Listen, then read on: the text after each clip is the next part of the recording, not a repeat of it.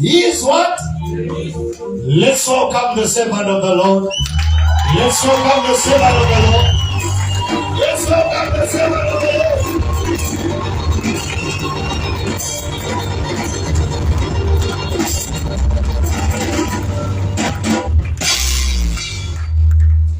Tena mwalishukuru alipokara.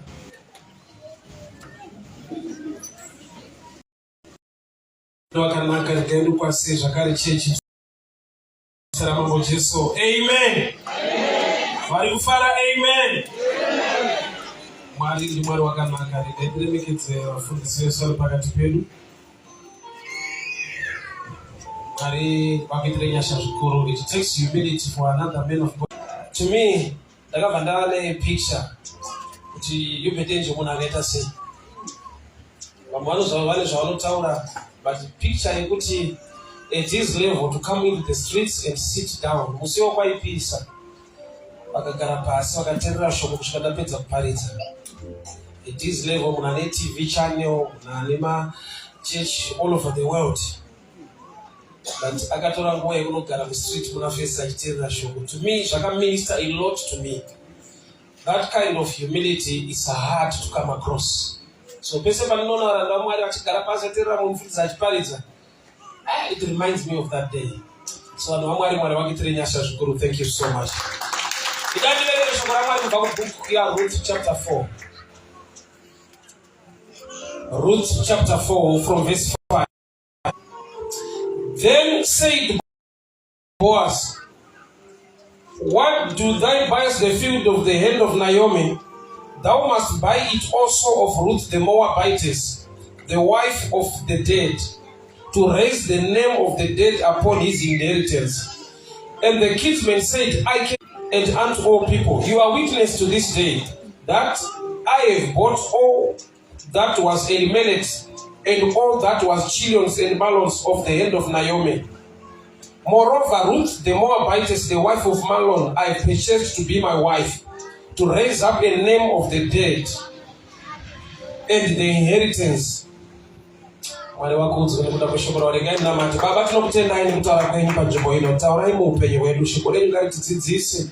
Rititiure ritisimbisa mstara Jesu. Amen. Yanja weka pana hapa is so interesting.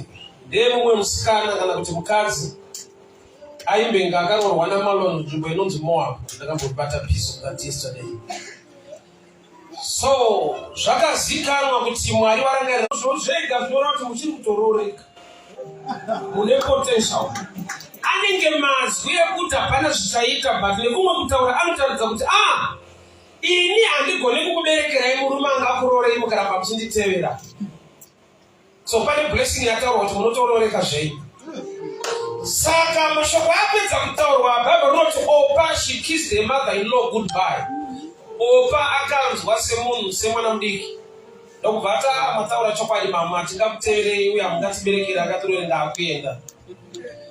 Pane declaration yakaitwa Ruth chapter 1 verse 16. Ruth ndokubva ati Mwari wenyu achava Mwari wangu, vanhu venyu vachava vangu. Ndinoparidza nhasi pamusoro pe the power of declaration. Raparidzwa unoti kudini naro ndopane nyaya. Nokuti rakaparidzwa mumwe akaresponda ine uye kuti aiwa mataura chokwadi mama zvichaita kuti tirapiti chikuteverai I will go back. Mumwe ndokubva apinda mudeclaration. Declaration iri kuitwa naRuth inotaridza kuti ane kumwe kuziva kusina mumwe wake. Nokuti mumwe wake paari kuenda iye anosara. Saka tiona pamunamata mumwe vane zvavanoita vamwe vanomira. Nhau iripo ndeyekuti pane kuinterpretwa kweshoko kuri different. So zvanzi inini ndaakuenda ndokubva akisa mama ndokubva aenda. Ruth ndokubva ati your God, Mwari wenyu. Kureva kuti kana mai vati handigoni kukuberekerai murume anokurorai, uye ari kuti mama pakukuteverai there is the God fact about it. Pandiri kukuona ishu hamugoni kundiberekera murume angandirore, but Mwari wenyu haazotadza kuita zvinhu izvi. So paari kuti your God, Mwari wenyu ari kuzviisa kusaidire kuti munana ngauchiitika manje. Mama vakwanise but Mwari anogona zvinotadzwa namama vacho. Saka kana ndichikuteerera ndiri kuteerera the person and the God of the person. Mwari wenyu achava Mwari wangu. So ndokubva apfuurira mberi nerwendo after this declaration. Bible inoti life and death lies on your tongue. Simba reupenyu nekurarama rakavigwa parurimi rwako. So tinoti wakaipa anorwa nekuti uitewo madeclarations pamusoro poupenyu hwako. Wai ane zvaanokuudza, une zvaunonzwa kuti handingataure izvi, handifuni kuti zvingaite muupenyu hwangu. Rega ndikuudzire declaration unotaura uchitrasta Mwari, kwete kutrasta nyika yauri neability yako. Pauri kutaura a declaration hausi kutaura maringe nyika yauri, uri kutaura pamusoro pesimba raMwari rinogona kuchinja zvinhu munyika yauri. Achava Mwari wangu ndozvinomuencourage kutevera, nokuti akuziva kuti vanhu havana Mwari unosimudza marombe muguruva, vanhu havana Mwari unogadzira nzira pasina nzira.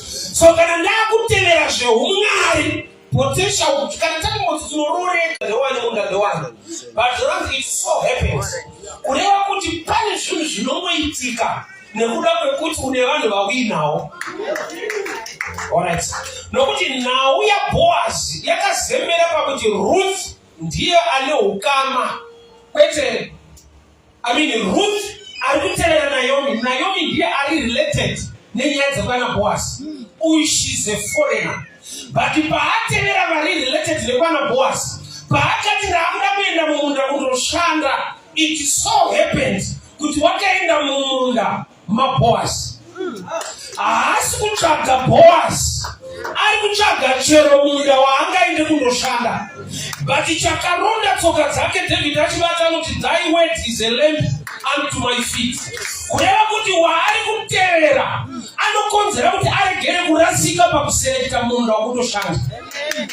Haana kubvira audzwa kuti munda ndewaningi, munda ndewaningi, but vakanoti wakangoirikana ari mumunda waBoaz. Chikonzero waari kuteerera anonzi Naomi amwene vaka ndova neukama neprogramu yekuti azogona kurorwa. So kune zvinoitika nekuda kweukama zvisingaitike nekuda kwekugona kwako. Connection yaRuth naNaomi ndiyo inomulidza kuti aregere kurasika pakuselekta munda wakundoshanda. Pane zvinoda thinking, kogoita zvinongoda grace. Pane paunofunga kuita zvinhu, but pamwe pacho nyasha ngadzikupe kuita zvinhu. Why? Nokuti kana nyasha dziriko dzakuendesa mumunda, haufe uri mushandi wemumunda, unopedzisira wakuona the field.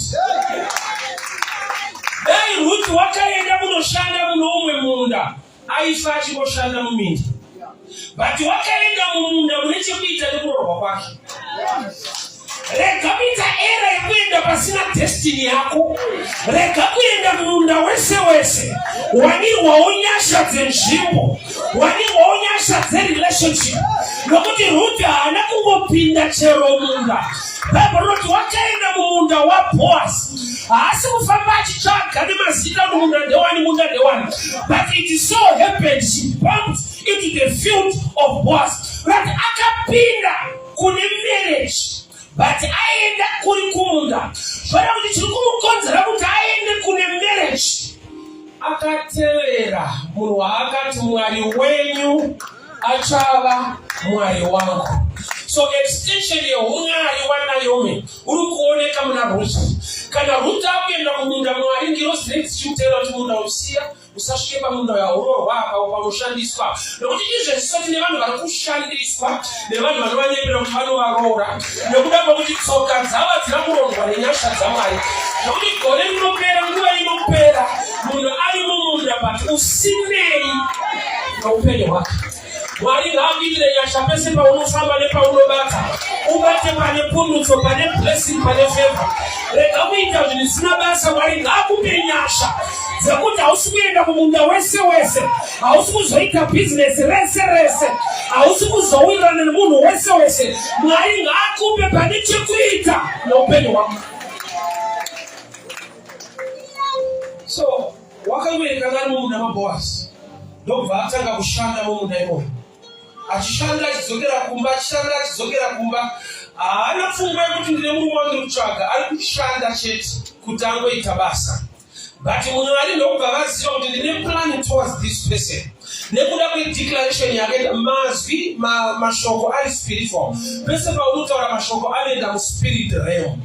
Ari muspirit realm anomirira the right atmosphere kuti agone kuzodzika, nokuti kana makore azara nemvura inonaya pasi. So Baba rinoti ari mumunda achishanda pane pakafungwa kurohwa kwake, program yekurohwa ikatanga. Handina kunzwa Ruth achiti ndiroreiro ndiri kuno kumunda ndakazodirayo, but ndakangonzwa kuti nyaya yekurohwa kwake yakatanga kutaurwa nezvayo. Iye haasi kufambira kurohwa, but yekurohwa kwake iri kufambirwa nedenga. Denga rakutanga kuisa zvinhu in order, zvokuti paakadzoka kumba akutsanangura kuti ndine kumunda pandashanda kumurume anonzi Boazi, Ruth ndokubva ati you are in the right field. Mwari ngavakuitire zvaunofanira kuita muupenyu hwako, kuda kuti ane covering isina kuregedza achienda pasimbi. So Ruth ari kushanda mumunda maBoazi aidzokera kumba, ari kushanda mumunda aidzokera kumba. Time yakakwana, ndoda kuti chakatrigger blessing nefavor yake ndechekuti paakati Mwari wenyu, the God fact, ndokubva azoti and your people will be my people. Akatora Mwari, akatora futi vanhu. Saka Boazi haasiriye akatanga kuda Ruth, but Ruth ndiye akada vanhu veikoko. Padaverenga pati iye ndiye akati your God will be my God and your people will be my people. So that akatora Mwari weko, akatora futi nevanhu veko. So vanatanga kuverenga pane murume angapiwa opportunity yekurora Ruth, achibva ati I cannot do it. Ndokubva abvisa shangu dzake as a sign yekuti handigone kufamba naye rwendo rwerelationship, and because I will hinder. Say ari kuti I will hinder my inheritance. Ane history yekuti mukadzi uyu akangororwa 10 years anobvira ava nemwana. Saka ini ndikamurora, tsika yedu ndeyekuti vana vauchabereka ndovaneta take over inheritance. Saka pano ndiri kuona kuti ndikamurora ndauraya nauye nhaka, murume ndokubva aramba. Kurambwa ikoko kuri kurambwa munhu akaisa declaration, but uda kuti uone simba redeclaration, nokuti declaration akati vanhu venyu, vanhu kwete munhu. Saka ndikarambwa nemunhu havasi vanhu vese, nokuti ndakanamata ndichiti vanhu. Saka wana akaramba list ichiriko, ndakati kudii vanhu kwete munhu. So zvinotoita kurambwa uri right place, nekuti ari kukuramba is not the right person. Saka chakaita kuti arambwe nemurume, murume ari kuita rondo yake, but ari muprocess yekumuramba nekuramba inorondo. Kuna Boazi anoti I will take over. Simba redeclaration rinoita kuti nyange vamwe vakaramba urambwe nevese, pane vanotofanirwa kukuda. And the power declaration ndeyekuti anokuda wacho is the one dzikanguva refu Mwari ngavakuzorodzeo. Rega kumukira kumaricho naye, but zoro rawo wanawo ane munda wacho. Saka asina munda anofanirwa kukuramba, anofanirwa kuwana chikonzero. And chikonzero chauri kurambirwa hachisi genuine pakuti Boazi akakutora unobereka. Zvoreva kuti uyu chaari kukurambira anoda kupa chance to the one who owns the field. So ndinoti kuti pane zvinotoramba uchinamata, but zvinoramba nekuda kwokuti Mwari vanewo. Okay, I'll give you an example. Mary akatakura pamiri paJesu, akatsvaka room pekuberekera mwana, ndokubva ashaiwa, ndokubva arambirwa. Ndokuenda kunoberekera Jesu kumatanga in a manger. Haisi choice kunoberekera kudanga, choice kudawo marooms akanaka. But aenda by pressure kumenja kumatanga. Bible rinoti Herodi wakatevera achidambura vana vese misoro, Matthew chapter 2. Nokuti angaudzwa nemawise men kuti nanondo aberekwa. Saka akapinda munzvimbo dzinoberekerwa vana, ndokubva auraya vana vese. Chakapa Jesu kusurviva nyaya iyi haana kuberekerwa vana. Why? Nekuda kwokuti akarambira kurambirwa kwake yaiva security yekuti tikakubvumira mukawana zviri right unomuza mwana wenyu. Saka taakudzingai pano nokuti mwari wenyu anokudai. Andiziva ndikushumira kune zviri. They spent 2 more years. Joseph. Seva kukanganwa wa Joseph. Kuti vakamurangarira mambo vasati varota, you will be free and useless. But akarangarirwa kana mambo varota, you become a president. Nekuti usarangarirwe panguva isiriyo, rangarirwa pa right time, pa right. Unokumanodza kuti mvura yongoni pana vakamuti nyarara. Vakatora advantage kuti aone. Saka he can accept any answer. Amadzambi mu life name answers asiriyo. Learn to grow in the things of the spirit. Kugone kuona the right answer and the proper one. Akawana a reason yokuti aiwa ndigone kuroroya. Why bone ne record yake kugara. Chinopa Boaz kuti mumwe arikurambwa nemumwe ati ndiri kumuda chi. Because Boaz was in the field. Uya chitopedza kuramba akabvisa boots akamira. Boaz akati kana waramba ini ndorora. Kunati Boaz is pushed by the Spirit of God. Mwari vari kumuti mukadzi uyu hasi barren, katriki kakaitwa kakuti tsano vagone kusiya munhu because munhu ndewako.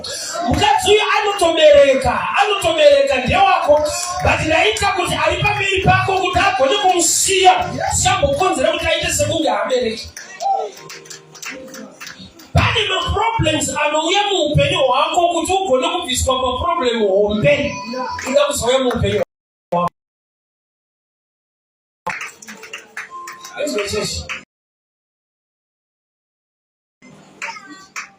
Vana veIsraeri vabuda muIjipiti vachienda kuKenani.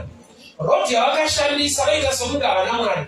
Because vakainani paroad ine Red Sea nekuti havagone kucrossa. Yet they were being led by God. Zvekuti pavakasvika paine Red Sea. So declaration ya Ruth ndoyandada zvanzi vanhu venyu vachava vangu. Saka paakanzi mumwe andikuda anomuchema azvandakanamata tichiti vanhu kwete munhu. Vanhu venyu. Kupa language. Why you know the power of language. Power of language in Genesis 11.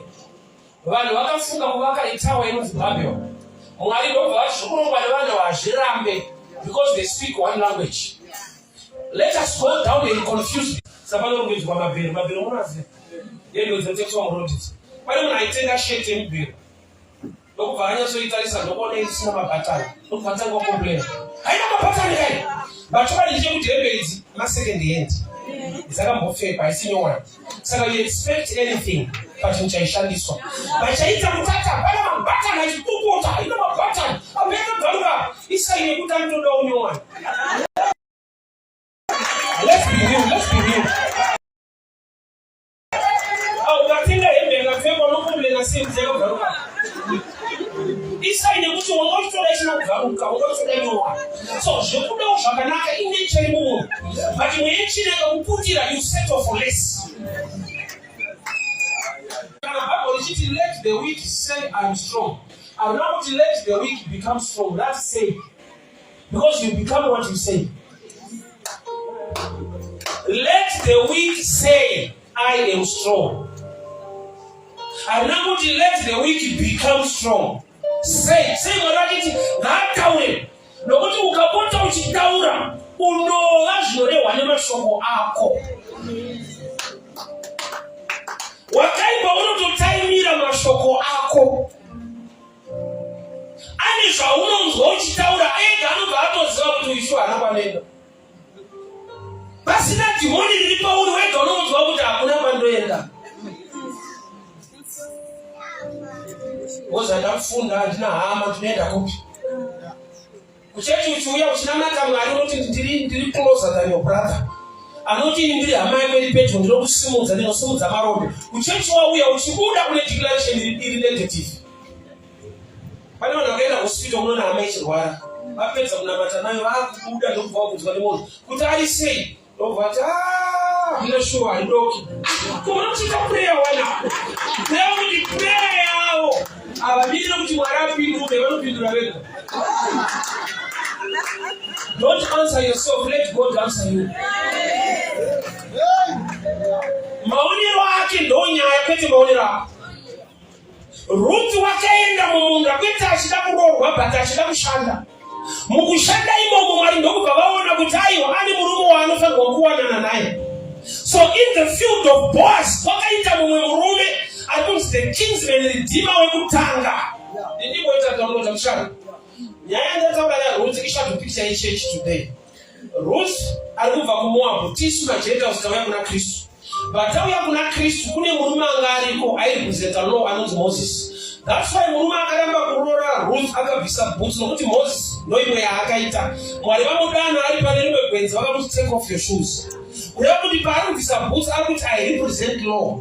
Law inoratidza munhu failure kana kuti sin. Inotaridza munhu kuti kana paine law unoziviswa kuti unotadza, but kana paine grace kutadza kwako kunoitwa overshadow. So Boaz is shadow picture of Jesus. And the first kinsman redeemer is shadow picture of Moses. That's why akaramba ndokubva abvisa boots. Akati handigone kufamba naye murwendo rwacho. But Jesu anogona kufamba nesu. Ndiye akati nerekodi yese yandanzwa Jesu beti ndiye anogona kuti tive fruitful kwete law. So mukadzi uyo anonzi Ruth ichurch iri kurambwa kulaw. Ndokubva yaziva kuti kana law yaramba there is grace that can change my life. Haana kuzvida kupinda muwanano woita 10 years asina murume. Why no? Ndineka record kandanzwa ngekuita kwake. Paakaroorwa anobvira aita mwana saka handidi kuriska. Samurume ane reason iri genuine. Record yemunhu. But Boaz he was there. Achinzwa mareasons iwaya. Ndokubva ati nyange wataura zvipi nezvipi ndiri kumuda. Kunoti zvakanzi naMwari zvive zvako hazvitarise utera hwako. Pane favor yakaitwa mukadzi anonzi Rahabhi.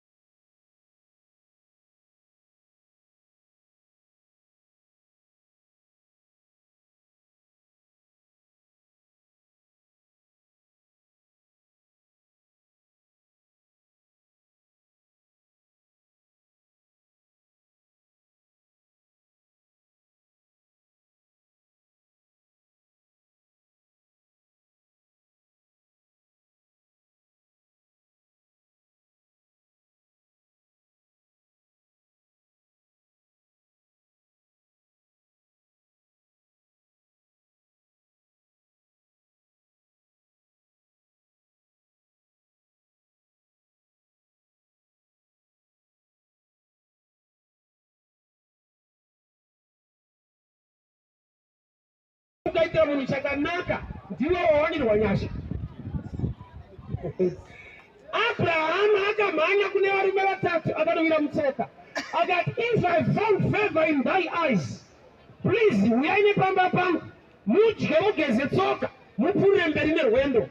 Iko kudyirwa Abraham anokuti ndinenge ndawanirwa nyasha. So it takes maturity and a deep understanding kuti kutoitira mumwe chakanaka kuwanirwa nyasha iprivilege yawapiwa naMwari yekuti waakugona kutoitira chakanaka munhu. So Abrahamu unotidzidzisa kuti kuitira munhu chakanaka iyo opportunity yawapiwa naMwari. Nokuti inzwa ndikapa murume $5 ichokwadi anofara ndamuitira zvakanaka, but paanogamuchira anloka mari zhinji kwandiri. Saka shoko richiti blessed is the hand that gives more than the one that receives. Why? Nokuti wandapa 5 anotenga zve5, kana akafara sei anongotenga zve5. But inini manje ndaisa trust muna Mwari asiri $5 wamasimba ose. Uyu pandamupa $5 ndamulimita joy yake inocontrolwa neamount yandamupa. Akatoda kutenga jini ane $5 bond atenge even afara anga atotenga shida mabanzi, but inini pandamupa tarisiro yangu yekureceiva yamuna Mwari asiriwe $5 wamasimba ose. That's why it's a great opportunity and honor kuti unge uri pa dimension yekuti you can reach out to others. Nokuti paunita reach out to others, you are unlocking zvizhinji zviri muna Mwari, inowabvisa zvishoma zviri pauri.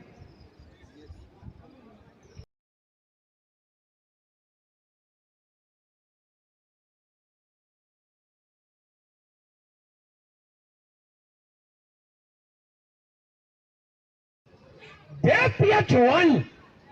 Dai uri wakapiwa mic unzi comment kuti pastor wanga uri serious kwakunamatera. Waita aiwa mene chitsotsi chaita. Munhu waMwari, the greatest among prophets, mufiro wakadai. Why nokuti tine doctrine netso dzatakapiwa. Kuti kana ari aMwari zvinofamba kufamba so, ukaona zvadai so munhu ana Mwari. Sandatanga ndaverenga baba vake Zakaria na mai vake Eliza. They were right standing before God. Yet they were barren. No child, advanced in age. To make matters worse, still serving in the house of God. Dzimwe chechi fungwa kwako dzaiti kudii kana dzakuda members. Dzaitanga kuataka kuti pastor wenyu so. Unotenda kuti barrenness yako inopera uchipinda kuchechi kuna pastor ane 70 years no mwana. Wega uono kuti muri kutungamirira namapofu ega. Mazuva ya John wakanyadziswa. Kune vafundisi vakataura zvavanoda. Nokuti kana uri munhu waMwari une problem, vamwe mapasta anotora advantage iyoyo. Kuti kuvanhu vauye kwawo, vanoti kuti iye mukomana ane zvaakaita, onai zvakati, onai zvakati. Yet Bible that he was right standing before the Lord. Why? Nokuti Mwari ane a program concerning him. Anofanirwa kubereka the forerunner waJesu anouya 6 months ahead of Jesus. So ngirozi yauya Gabriel, yauya John achiseva. I want to assure somebody, no matter the challenge you have, kana Mwari akakudana continue to save. Kana vanhu vakakumuka concerning the challenge, answer yako inongouya in saving, better in crying. Dai Zakaria akati andienda kuchechi kwacho, andina mwana gani munotsvaga Mwari pakona ndicheme. Zanzi munguva yaaiseva muHoly of the Holies, ngirozi yakauya ikamira right side kwealtar, ikati Mwari wanzwa munamato wako. Yet he was not praying. He was saving. But saving is another dimension of praying.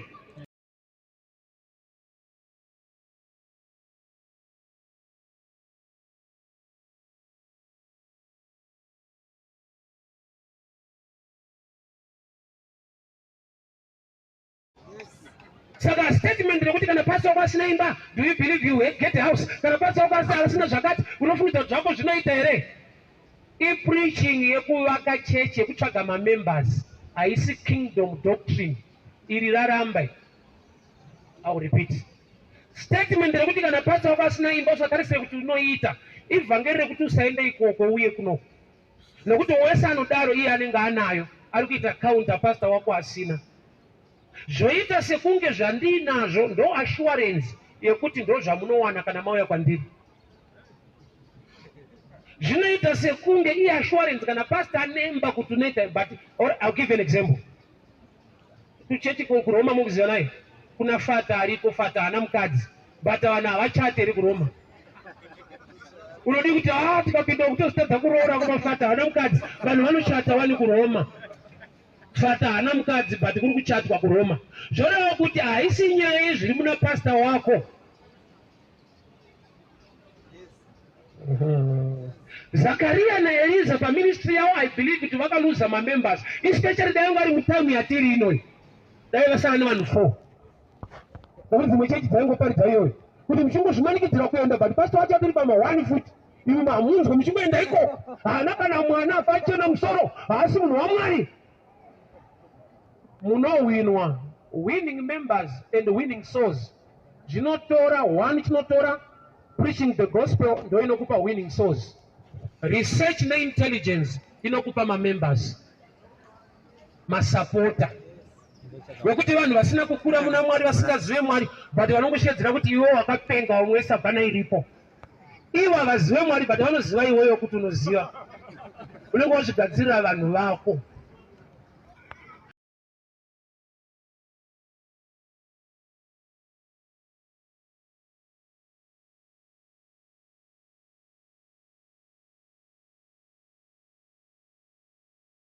But what you need to do is to continue to do good, because when you do good, you are doing it unto the Lord. Munhu anokanganwa but Mwari akatendeka.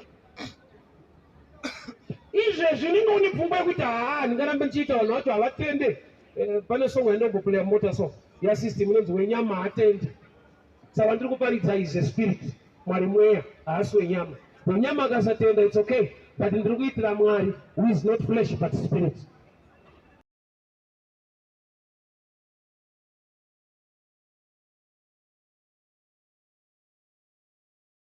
Apfira matepasi ndokubva akanya ivhu. Bible harina kuti wakaisa mavhu kumeso verenga futi rati he anointed the man's eyes with clay. Harina kuti Jesu wakaisa mavhu rati Jesu wakamuzodza nemavhu. Kwete kumuzora, kuzodza. Chirungu chati he anointed the man's eyes with clay. Saka ipapa panidenda kuti ndiparidze kuti saka what is anointing? Nokuti kana dhaga raiswa kumeso emunhu ane problem yekusaona. Nokuti chandinotoziva ndechekuti munhu chaangada haangade mavhu. Why? Nokuti mavhu achiiswa kumeso asi right. But Bible rati nzira iyoyi inotaura kuti kuzodzwa kwemunhu kuiswa problem pari kuda solution. Nokuti kuiswa madhaga mumeso iproblem. But Bible rati Jesu ari kuronga solution but achikanyanisa maproblems.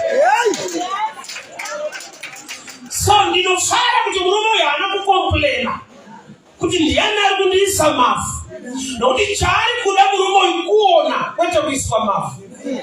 Eshona inoti mavhu akapinda meso nanzi atoshorwa nemavhu. Ndakari kukanganisa kuona. Kureva kuti chakamakwa nemurume uyu kuti chisapinde meso ake ivhu. But Jesu ari kushanda nezvakamakwa. Zvobva zvanzi neBible i-anointing.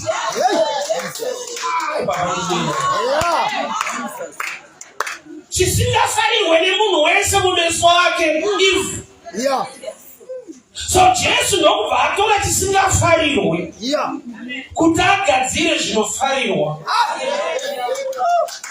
Saka muchiona kuti vazhinji mukunamata Mwari vakatoudza zodzo musituation yako but wakaritrita seproblem.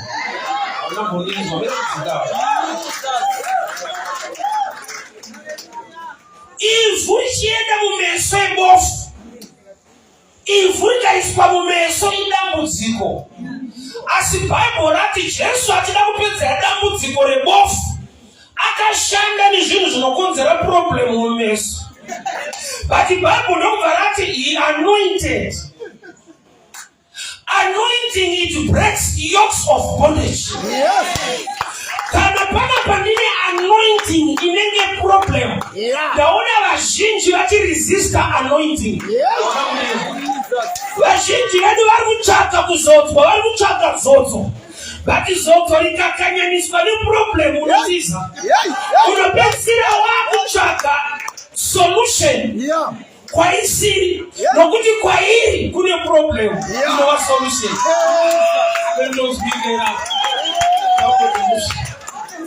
Jesus. Ulingo wapedza kubirwa mari munyika watamba raundi vanachikuvhara oda kuchechi wakashungura Mwari anokufumisa, Mwari anokufumisa. Rapedza kuparidzwa rakadaro kobvanzi uyaimwisa ofarira. Wozongoti vakunditorera shoma yasana. Unotiza futi. Let it give you anointing to receive. Zvinhu zvimuchapa nevanhu kuti Mwari tiitirei. Mwari akatanga kuzviita vanotiza.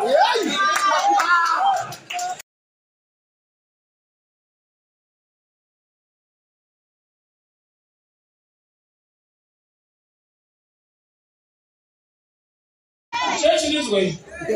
Pana ane upofu wake pano nasi. Ane nguva, ane mati wanzwa.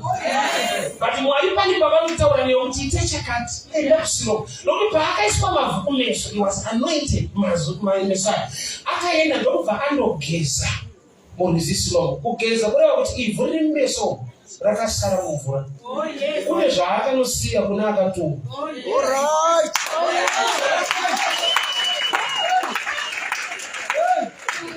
Anzwika. Mavwa. Saka ndikutoshora vanhu. Aiwatibatsira takura tinyatsozinzwa. Enda undogeza kugeza kuti ari kutobvisa zvaiswa naJesu paari mavha achienda mvura. Mwari vane zvawakakupa varasi zvako zvikaramba zviri unoramba uri tofu. Mwari vane tsika yekukupa zvinhu zvevanhu. Iwe unozva kuti zvinhu zvinonzi zvako hausiriwo unazvo kusvika waona mumwe munhu. Wese mukomana ari pano une vana vanhu vanenga homofa kwavawana because vane mumwe munhu hauna kuzvinzwa.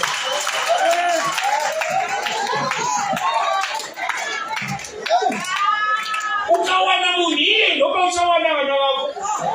But what you need to do is to continue to do good, because when you do good, you are doing it unto the Lord. Munhu anokanganwa but Mwari akatendeka. Izvezvi ninge une pfungwa yekuti ndingarambe ndichiita vanhu vacho havatende. Pane song yandomboplaya mota so yasystem inonzi wenyama haatende. Saka ndiri kuparidza is a spirit. Mwari mweya haasi wenyama. Wenyama akasatenda it's okay, but ndiri kuitira Mwari who is not flesh but spirit.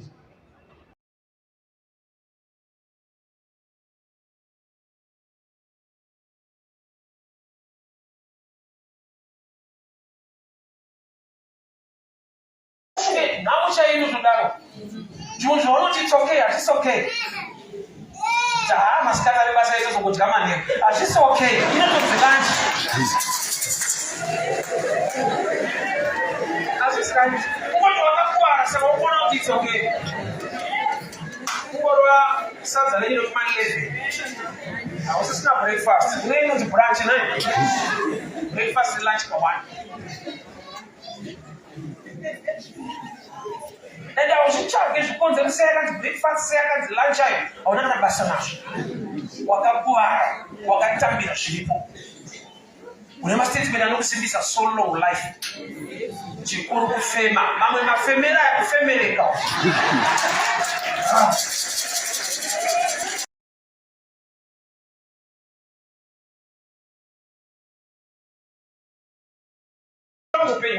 That's why football teacher to be trained. I'm okay. In the end, it's okay and it's okay. That teach for manager now we are part of me. If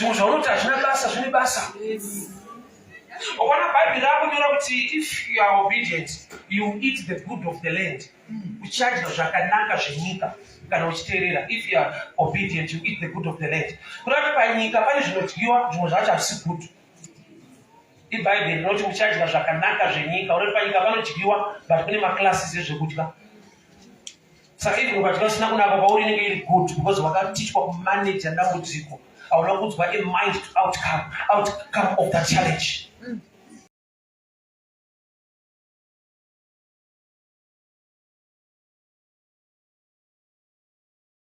God's way, I'm not the prayer request to Muhammad, we're going to talk about the sort of issues. I don't know that. Yeah, I think I don't buy $5, but they have a request aside. So, request is attached, but you just want more. It's not bad. But on this matter, God's way, I'm not going to know what I'm talking about. So, I'm sorry, I'm it's not a pan, it's a show. That was what I'm naro, that's up a level. You're talking about the Hushina. Look at the matter. When a challenge you walk up, to don't pay you watch in that. But I've come to tell you this. Mwari kushamisa kwa ulimu kwa kwao. Acha pitira kushamisa na kuti zvikasashamisa asi mwari. Zvaunofungidzira kuti azvichabuda nekuti una ma connections unaona kuziva mari yacho haipo izvozvo ndo zvavanoda kuita kuti vakuratidze kuti ndiwo mwari. Mwari akakitwa kuita zvinhu zviri ordinary kuti zvinogona kuona tete vamuna sekuru wako. Mwari ari muklasi yake samwari. Saka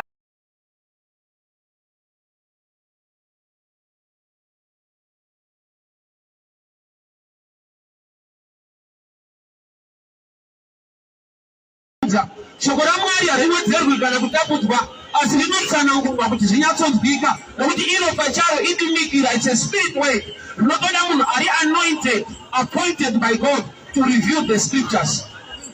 Dai taingoverenga zvirimo toita izvozvo, hapana need yepreaching. Unongotenga rako wozviverengera wega woita zvawanzwa. Pazvinoita kuti Mwari adane vanhu nekuzodzaura kuti vave vashumiri, kuda kuti shoko rake mutauro wakavanzika unotoda unyasha kuti ugone kutsanangurika. So the devil chaanoita harecruit mapastor, anoshanda nemapastor akadanwa kudhara, but are under a wrong spirit. I will explain the mystery spirit. James and John, Jesu achida kupinda muSamaria, zvanhu vanhu vakamuresista ndokubva vati Ishe, hazviite kuti mushadze moto mupise vanhu ava. Zvakatomboitika during time yaElijah, vanhu vaipikisana naElijah, Elijah akashadza moto vanhu vakatsva. James and John vakataura kuna Jesu kuti madi kuutsa moto vanhu vatsva. Jesu ndokubva ati, you don't know the manner of spirit you have. Kureva kuti muri kufamba nagrace, but muri kuda kushumira judgment. Jesu inyasha, vari kufamba nenyasha dzaMwari dzakaburuka kuti vanhu vaponeswe, asi vachifamba neanoponesa vaida kuti vanhu vapondwe vaparare. So uchaona kuti pese pane wrong spirit panogona kuva right way wrong interpretation. Saka kuti Bible ravhurwa ilevel diki iyoyo rinogona kuvhurwa neakavharika asina kuvhurwawo naMwari kuti azvinzwisise, obva atsanangura sekuvharika kwake. James and John vakatopiwa zita rekuti son of borages, kuti vanhu sons of thunder, nekuda kwekuti vaida kuti moto uburuke vanhu vatsve, ivo vachifamba naJesu akauya kuzoponesa kuti vanhu varegere kutsva. Yet they were apostles called by God, vakasarudzwa naJesu kuti afambe navo. Pane pavaida judgment, ivo vachifamba naMesaya. Jesu ndokubva ati, what manner of spirit do you have? Kuda kuti we can have a wrong spirit, uri right church, une right Bible, but une wrong spirit. Saka zhinji anonamatwa mumweya nemuzvokwadi. Kuda kuti chokwadi ishoko raMwari, but mweya waMwari ndiwe mweya unodudzira zvokwadi yacho. Saka unogona kunge uri neshoko but usina mweya wacho. Pakashayikwa mweya waMwari unoshumira judgment yemoto, iwe uchifamba naJesu anova Mesaya akauya kuzovabatsira, but unoti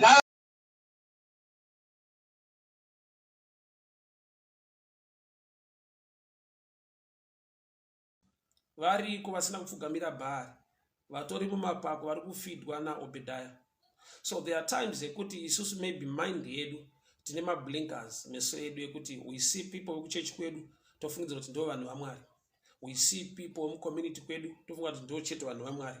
Mwari ane vana vakawanda vanomunamata. Dambudziko vana havazivane, asi Baba vanoziva vana vavo.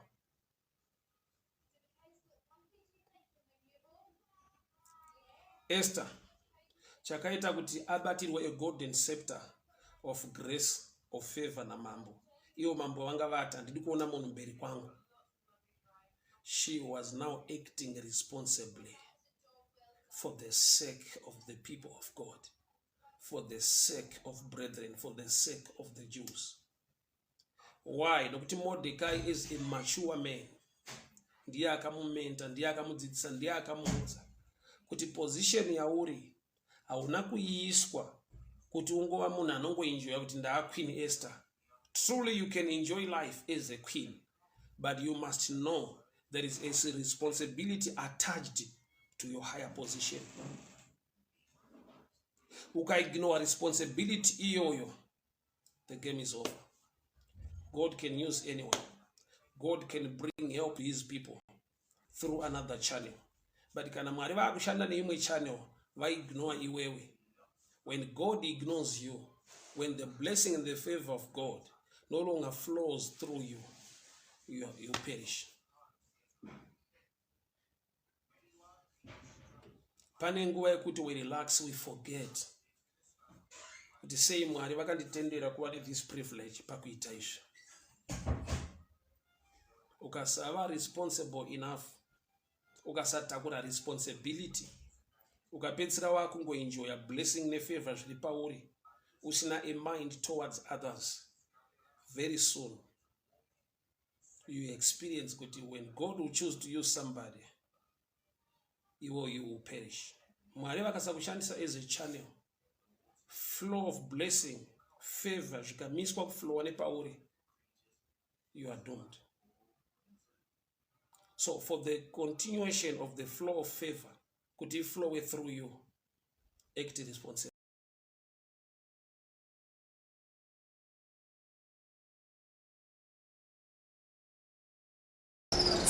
Wakati njimbo inoti no man's land irimo mu spiritual yakuti pauri baba ukabatwa nedimoni yacho hapana munhu anokufarira, unenge uri pa no man's land life yako.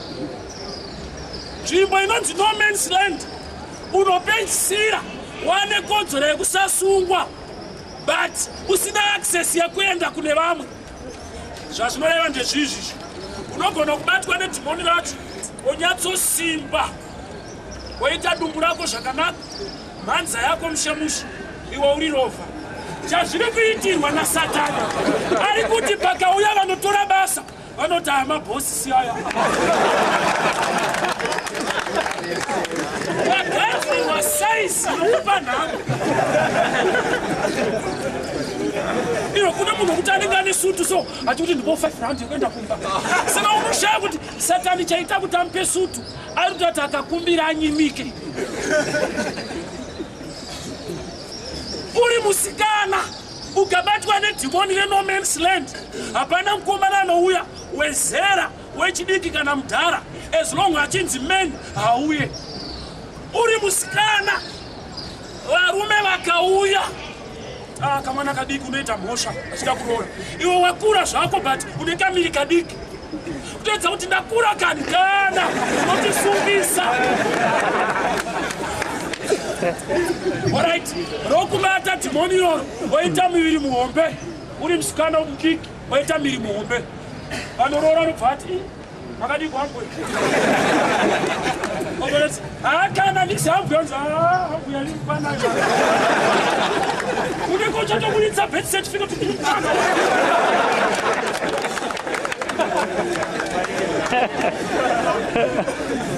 unosvitwa nezvausina kuitira kuti ugozvishayiwa kana wako. Unotokonvinza vanhu kuti handishande, vanokotarisa seutofa dzinografta, iwe watsvukira.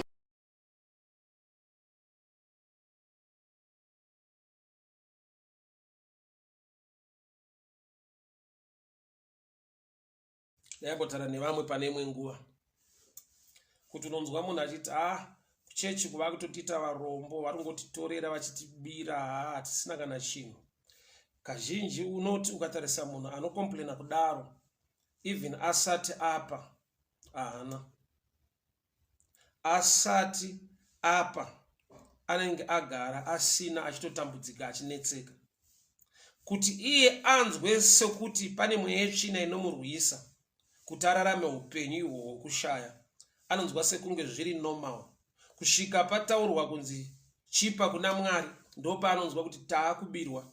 But wakaipa akamuvhara meso nekufunga kuti azoti iyo life yandiri kurarama ndisandatombopawo, ndinenge ndakatobirwawo kare blessing nefavor. Why? Because ndisati ndapa ndagara handina uchandinacho, ndingoriwo munhu upenyu hwacho hunozopisa tsitsi. So kana paakutaura bofu, ndiri kuedza kutaura kuti bofu haritoshorwe. Even rikaita sekunge ratoshorwa, harinyanyo kukomplena zvakanyanya nekuda kwekuti even pasina mavhu haone, maresults anongova mamwe chete. Pane munhu wokuti even asati apa, nokuti kana achikomplena kuti kupa kwatiri kuita, tiri kuitwa varombo, tiri kutorerwa, tiri kubirwa, asati apa life yake ine urombo, iye inotaridza kuti mweya yetsvina yakamubira blessing, haana chaainacho.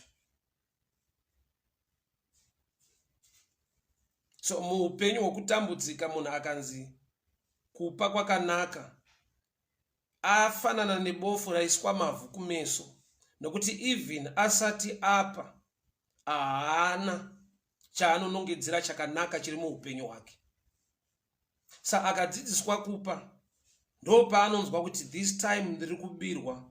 Gamba life yake yakabirwa kare, upenyu hwake hune attack iripo yaari kutadza kuona kuti ndine mweya tsvina iri kundirwisa. Zvakafanana nekunyika zvinoitwa kunyika vanodaiswa. Ukabudirira ukava nemari zhinji, they investigate you. Waiwana sei zvavamba sei. But kana uri murombo, they will never investigate kuti urombo hwakauya sei. Vanoti inature yako ndo zvaunofanirwa kuva. Vanhu vanogona kuongorora kana munhu achinzi abudirira, avaka imba, atenga motikari, adi, vanoongorora zvafamba sei.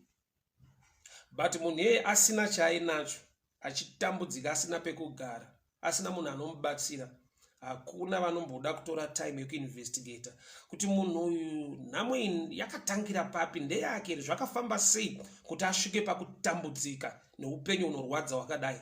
They would never do that. Vanenge vachiti it's normal, it's okay, but when you rise there is something wrong somewhere. Opane utsotsi hwakaitika kuti vati upenyu hwako hwauri kurarama izvezvi mweya tsvina yakakutsotsa, Satani anokurwisa, hauna chauinacho uri kunetseka. Hakuna vanhu vane worry nekunetseka nazvo. They will get worried when you try to break out of that system.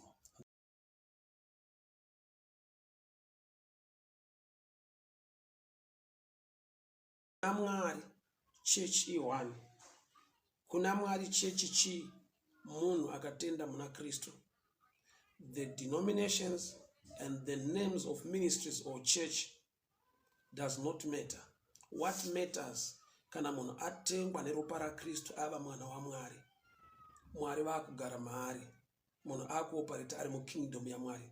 Zvino Mwari kana vachida kuunza chinhu or solution or answer kuvanhu, or Mwari vachida kuraise somebody for the sake of the kingdom of God, havatarise denomination, vanotarisa munhu atenda, munhu ane faith. Zvichida vanongosarudza munhu, whether Catholic, whether Anglican, whether Methodist. Zichingodaro, kuna Mwari madenominations haisi nyaya. Kuna Mwari relationship ndiyo nyaya. Kana munhu ari mukingdom, ari muumambo hwaMwari, God can use that person. Saka danger atinoita kazhinji ndeyekuti tinogona kumirira tichiti Mwari raise somebody in our time. Mwari mutsai vanhu venyu basa renyu ritu, Mwari mutsai vanhu venyu pakati pedu. Then God will raise a man or a woman who is not from your church. It will become hard for you. Which means the devil can play a role to separate us through the name of denominations. Yet Jesus can play a major role to unite us through his death at the cross and his resurrection. Jesu wakauya kuzotipa relationship ukama. Isu tagara tiine machechi, but Jesu ndokubva auya kuzotipa ukama naBaba. Saka danger iripo ndeyekuti tikasava nezvokwadi yeumambo hwaMwari, takazara dzidziso dzemadenomination, tinopedzisira taakubatira mumafomula nekutaura kwevanhu, tisina kubata pane zviri kuda kuitwa naMwari muupenyu hwedu nhasi.